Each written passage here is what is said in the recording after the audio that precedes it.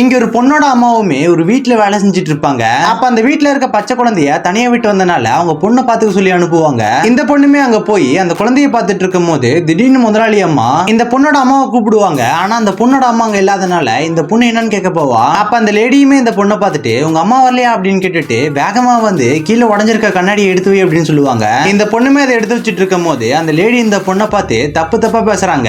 அந்த பொண்ணை மட்டும் இல்லாம அந்த பொண்ணோட அம்மாவுமே தப்பா பேசி அந்த பொண்ணை எட்டி வச்சிருவாங்க.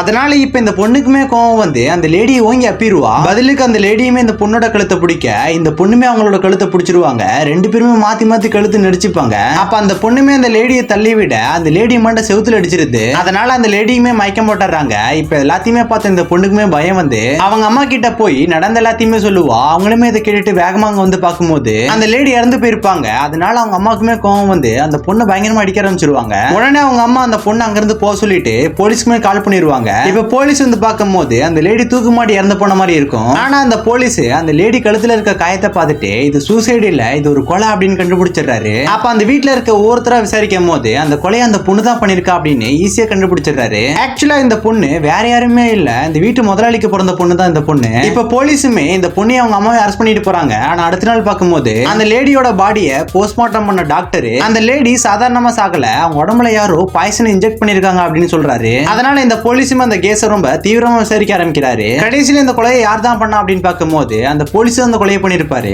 ஏன்னா இறந்து போன அந்த லேடியும் போலீஸும் ஒரு காலத்துல லவ் பண்ணிட்டு இருந்திருப்பாங்க. அப்ப இவருமே அந்த பொண்ணை விட்டுட்டு வேற ஒரு பொண்ணை கல்யாணம் பண்ணிருப்பாரு. அப்ப இவரோட லைஃப் ரொம்ப ஜாலியா போகும். ஆனா அந்த பொண்ணு வேற ஒருத்தர் கல்யாணம் பண்ணிருப்பா. ஆனா அந்த பொண்ணு ரொம்ப சந்தோஷமா இருக்க மாட்டா. அதனால இவனுக்கு கால் பண்ணி வா திரும்ப நம்ம ஓடி போயிடலாம் அப்படின்னு சொல்லுவா. அது எல்லாத்தையுமே கேட்டு இவருமே அந்த பொண்ணை சமாதானப்படுத்துற மாதிரி அந்த பொண்ணோட கழுத்துல பாய்சன் இன்ஜெக்ட் பண்ணி அந்த பொண்ணை கொண்டு இருப்பாரு.